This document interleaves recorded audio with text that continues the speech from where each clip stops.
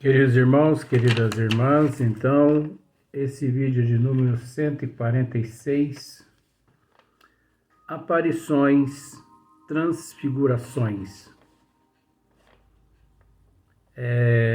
A Gênese, capítulo 14. Nós nos encontramos na questão de número 36, só que já praticamente finalizando a questão 36. Quando Kardec assim nos diz: ao demais, denotam sempre, nós já lemos isso aqui, já falamos um pouco, mas nós temos que retornar aqui. Ao demais, denotam sempre em suas atitudes qualquer coisa de estranho e de insólito, que deriva ao mesmo tempo da materialidade e da espiritualidade neles. O olhar é simultaneamente vaporoso e brilhante. Carece da nitidez do olhar através dos olhos da carne. A linguagem, breve e quase, sempre sentenciosa, nada tem do brilho e da volubilidade da linguagem humana. A aproximação deles causa uma sensação singular e indefinível de surpresa que inspira uma espécie de temor, e quem com eles se põe em contato, embora os tome por indivíduos quais todos os outros, é levado a dizer involuntariamente: ali está uma criatura singular. Então nós vamos voltar um pouquinho aqui só para que, Então, por exemplo, olha só para você ver.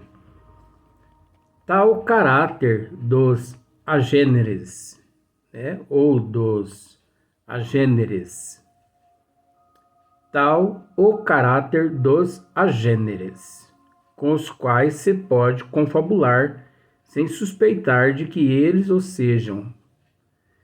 Então, esses agêneres aqui,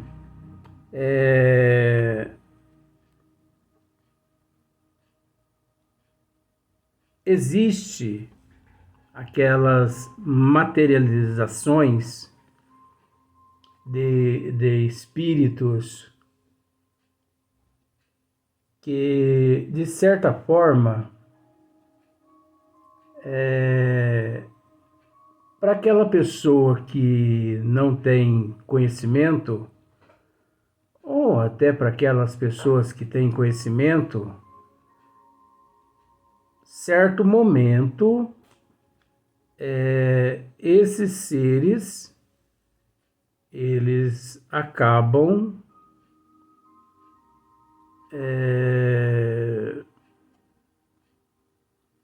vamos dizer assim, você não percebe que está conversando com um ser materializado quando na condição dos agêneres. Pois aqui no livro dos médiuns, no capítulo, na parte 2, capítulo 16, capítulo 6 e 7, nota da editora: as materializações prolongadas, quais as verificadas por William Crookes, não eram então conhecidas, Então, aqui nós tivemos a oportunidade de ler no outro vídeo, sejam tal caráter dos agêneres, com os quais se pode confabular, sem suspeitar de que eles o sejam, mas que não demoram longo tempo entre os humanos, e não podem tornar-se comensais de uma casa, nem figurar entre os membros de uma família. Então, é natural que por vários fatores relacionados ao perispírito e por relacionado a várias energias, fluidos, que muitas vezes nós até desconhecemos, é natural, às vezes,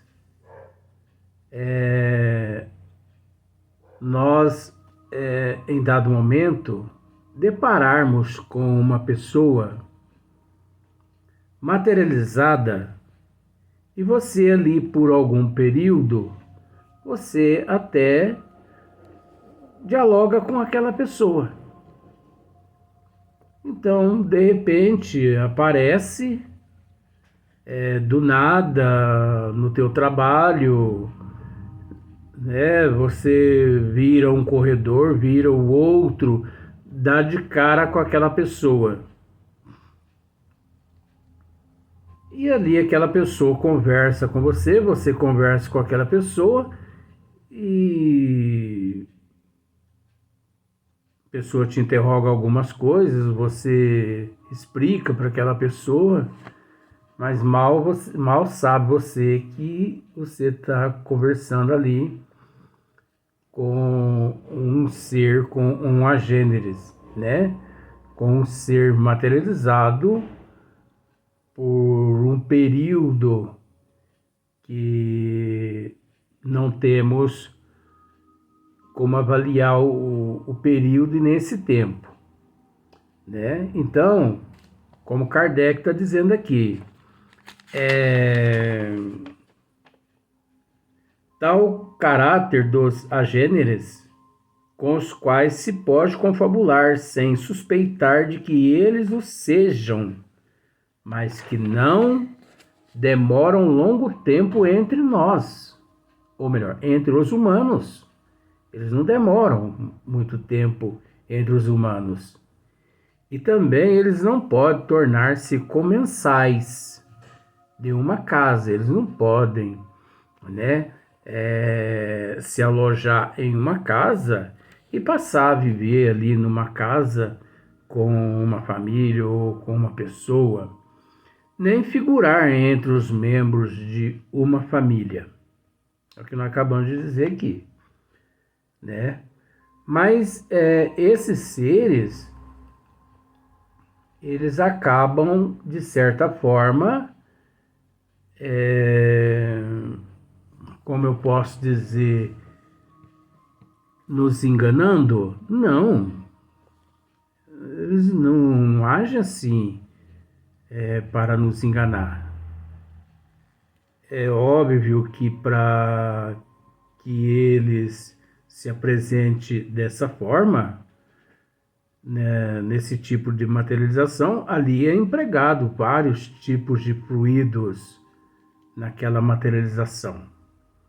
Isso não é uma simples materialização, né? Então, isso são casos raros, mas Kardec deixa aqui numa nota também da editora, segundo a Bíblia, esse fato se deu na família de Tobias, né? E também exemplos de aparições vaporosas ou tangíveis e de agêneres, Revista Espírita, janeiro de 1858, página 24, outubro, e por aí vai. Então, se você procurar na Revista Espírita de 1858, você vai encontrar vários documentos, né, várias narrativas de muitas pessoas relatando esse processo de seres agêneres, né?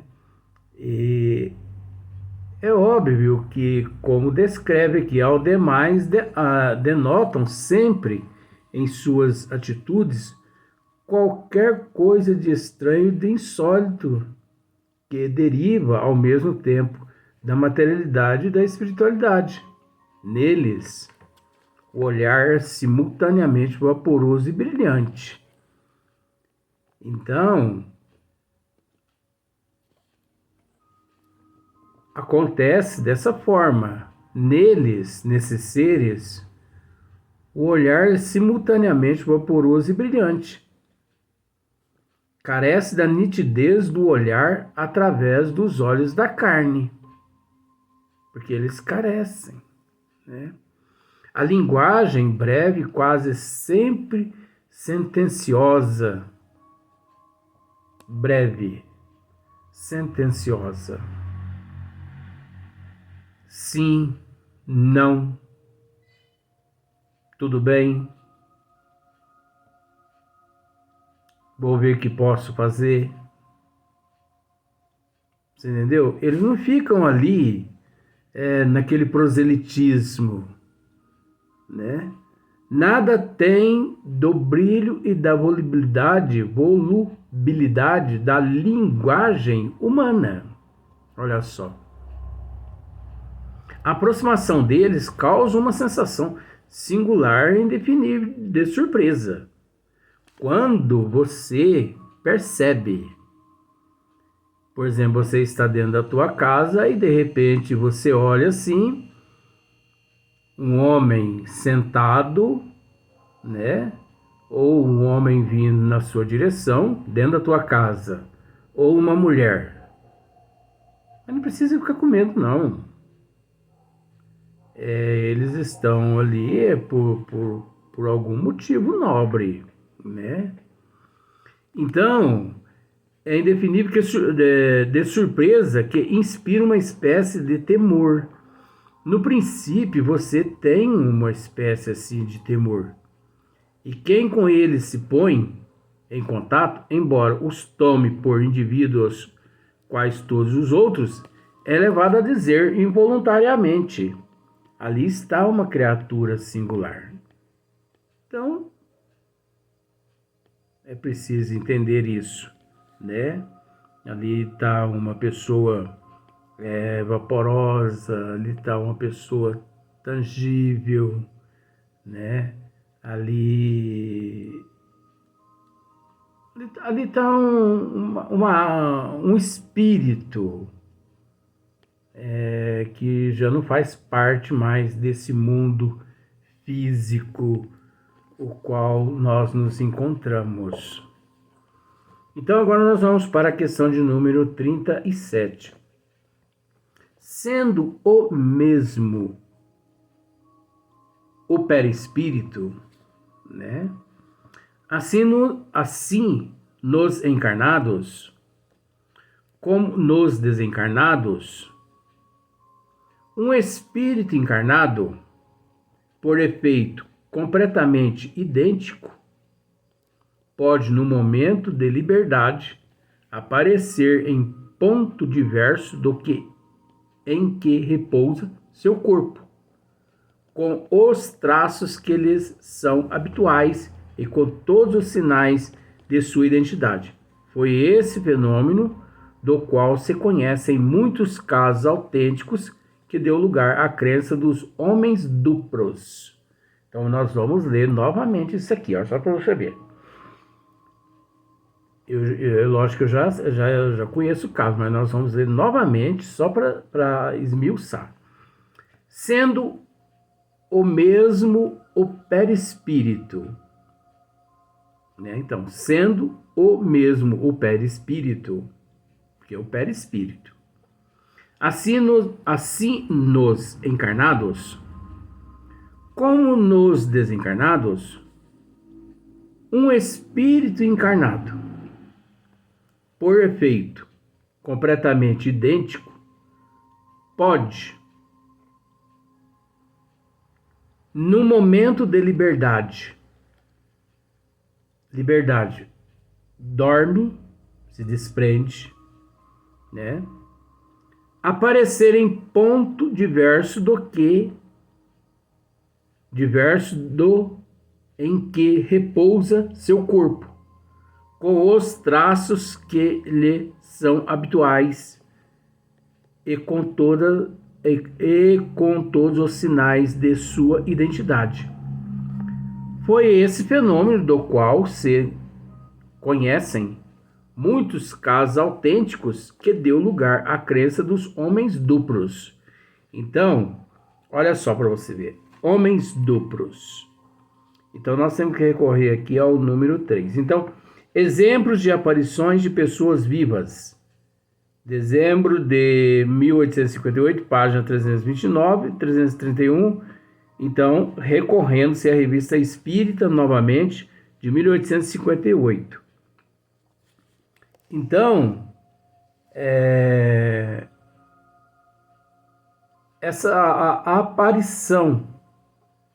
Então, por exemplo, você está em casa e de repente aparece a você ali determinado ser que você conhece.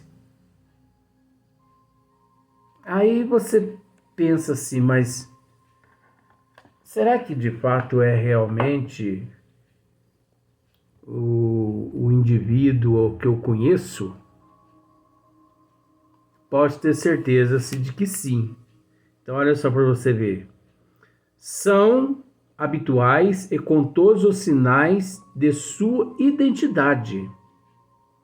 Foi esse fenômeno do qual, mas nós vamos voltar, pode no momento de liberdade aparecer em ponto diverso do em que repousa seu corpo, com os traços que lhes são habituais e com todos os sinais de sua identidade. Então, o corpo físico está em repouso, é óbvio, e o perispírito, como sendo o modelador da forma, aquele espírito ele pode muito bem aparecer. O espírito do encarnado, a alma do encarnado. Isso aí não é novidade nenhuma na doutrina dos espíritos, né? Um efeito peculiar aos fenômenos dessa espécie consiste em que as aparições vaporosas e mesmo tangíveis não são perceptíveis a toda gente. As aparições vaporosas e tangíveis, elas não são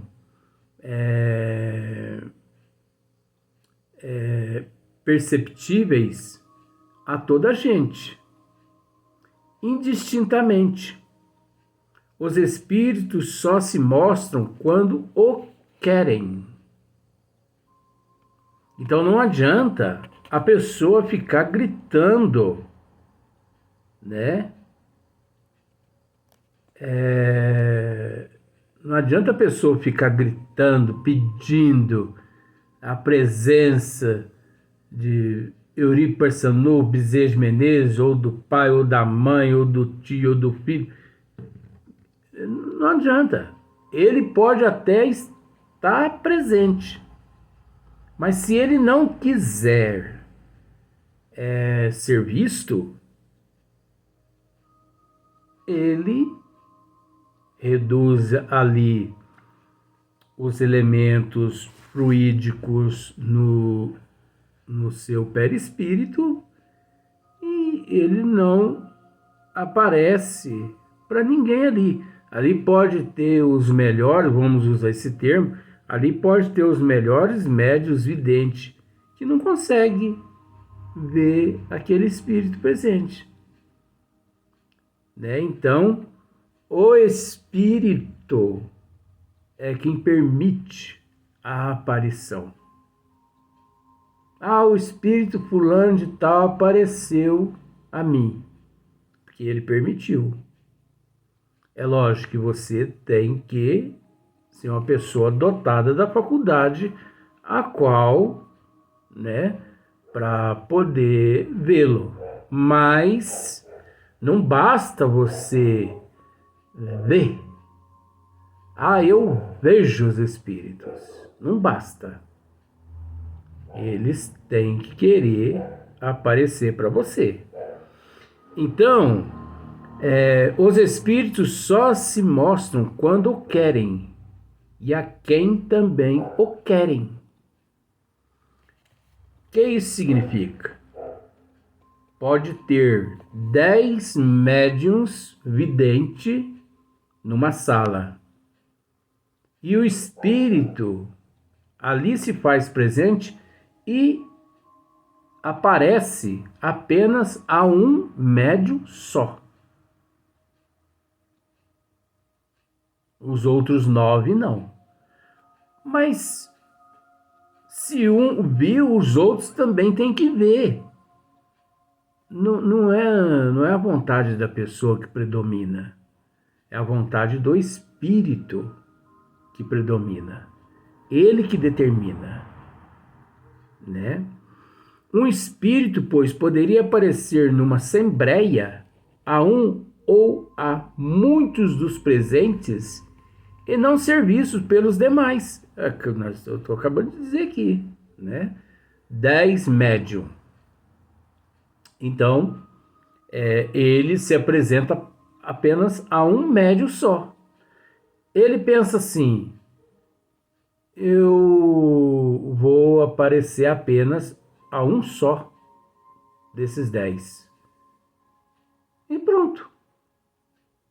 Ele observa as energias de todos ali presentes, as energias condizentes às energias dele. Então ele se identifica, ou melhor, ele se identificando mais com determinadas energias do que com as outras energias. Então ele se apresenta apenas àquele ali dentre os 10. E aquele ali, ele pode dizer assim: eu estou vendo fulano aqui. E os outros podem dizer assim: nós não estamos vendo ninguém. É porque aquele espírito, né, ele não permitiu que outros o vissem, né? Dá-se isso porque as percepções desse gênero se efetuam por meio da vista espiritual. Olha só. E não por intermédio da vista carnal. Pois não só aquela não é dada a toda a gente, como pode se for conveniente, ser retirada pela só vontade do Espírito, aquele a quem ele não queira mostrar-se, como pode dá-la momentaneamente, se entender necessário. Então, se ele entender necessário, ele vai se apresentar. Se ele entender desnecessário, ele não vai se apresentar. Agora, a gente precisa separar o joio do trigo nesse sentido. Porque esses são os espíritos, assim, já na escala espírita, com um nível já mais elevado, né, que sabem o que querem e por que ali estão presentes. Porque os espíritos charlatões, mistificadores, coitadinho, esses eles fazem de tudo para serem vistos, né? Então você não precisa nem evocá-los.